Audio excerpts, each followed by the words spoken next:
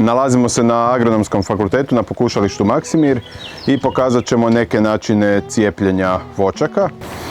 Cijepljenje provodimo kako bismo regulirali bujnost ili omogućili voćki da ju uzgajamo na tlu i u prostoru u kojem ona ne bi na vlastitom korijenu mogla dobro uspijevati.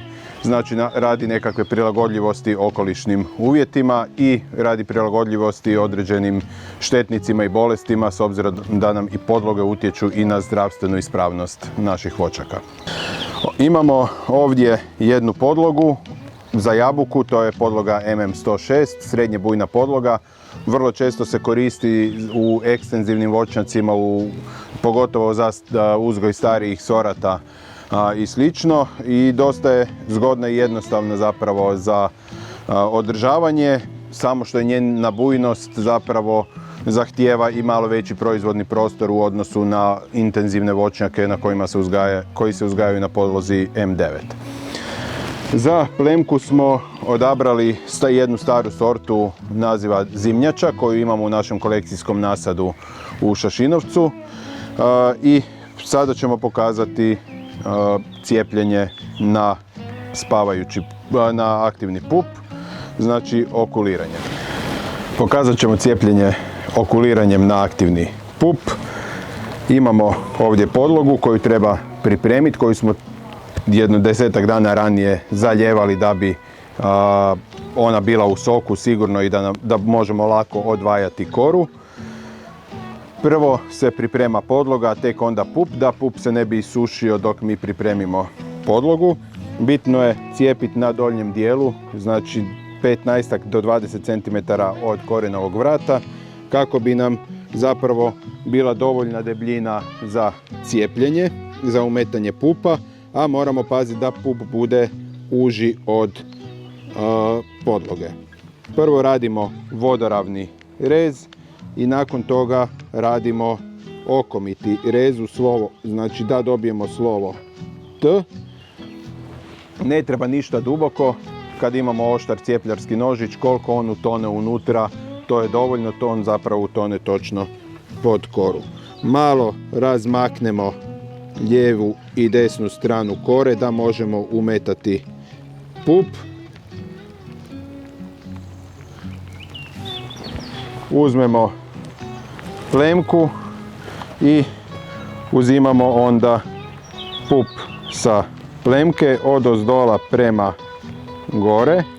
Ne treba ići preduboko, ali ne niti preplitko. Pup mora biti cijeli. Prema gore nije problem ako uzmemo malo veći ovaj dio gore, to ćemo kasnije odrezati. I ovako jedan komad pupa se umeće tu pod koru. Moramo paziti da uđe unutra i da nam ne izlazi van. Evo ga, ovako to lijepo savršeno izgleda. Možemo ga ili sad gurnuti do kraja ili tu odrezati da nam se poklopi rez podloge i plemke. I ovo je sada lijepo umetnuti pup i sada taj pup treba čvrsto povezati kako bi stisnuli i da se on može, da se tkivo može srasti. Ono što je bitno, sve što je zarezano treba biti prekriveno sa jednom ovakvom gumicom, odnosno čvrsto privezano, a sami pup treba biti slobodan. Čvrsto treba privezati, zato su gumice dobre, jer osim što ne dopuštaju isušivanje vlage, isto tako one su elastične i onda lijepo čvrsto pritisnu pup da nema nigdje zraka, da ima dobar kontakt sa tkivom podloge.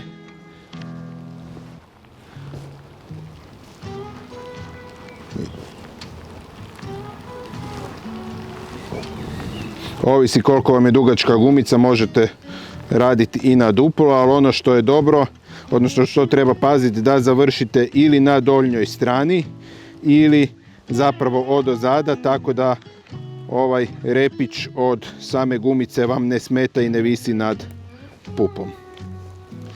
I evo ga, ovo je okuliranje na aktivni pup. Na isti način se radi i na spavajući pup na jesen. S time da ovaj gornji dio podloge možete odrezati odmah ili nakon otprilike tjedan dana. Novije nekakva istraživanja ili literatura govori da je dobro pustiti još tjedan dana ovaj gornji dio podloge, zato jer on navlači zapravo vodu i hranjiva u gornji dio i samim time i do pupa. A onda kasnije ga se mora odrezati jer će naravno podloga preferirati vlastito tkivo prije nego ovo strano, ovaj pup koji smo dodali, tako da onda se to treba maknuti. Ja ću ga sada odrezati čisto zato da kasnije ne bi zaboravili i neće biti tu nikakvih problema. I ovo je znači okuliranje, provodi se na stalnom mjestu ili ovako u tegli, znači kada nam je podloga posađena. Za nekakvih mjesec dana ćemo već sigurno možda i prije vidjeti da li nam je to uspjelo ili ne. Bitno je nastaviti dobro navodnjavati i da su idealno bi bilo da su temperature oko 22 stupnja jer je to idealni uvjeti za stvaranje novog tkiva koje zapravo spaja podlogu i plemku.